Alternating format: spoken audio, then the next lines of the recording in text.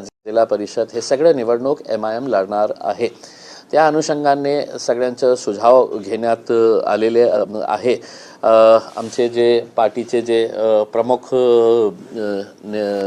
पदाधिकारी executive members आहे, रईस लष्करिया साहेब जे कॉर्नरमध्ये ते मुंबईचे अध्यक्ष आहे, आपले सैफ पठाण मुंब्राचे आमचे जबाबदार आहे,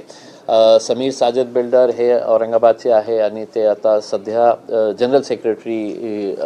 आहे, युसुफ पुंजानी साहेब आमचे सीनियर मेंबर आहे, ते MIM पक्षातून निवडणूक लढलेले आहे,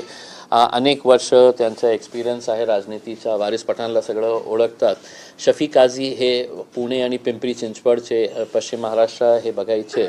आणि अतिक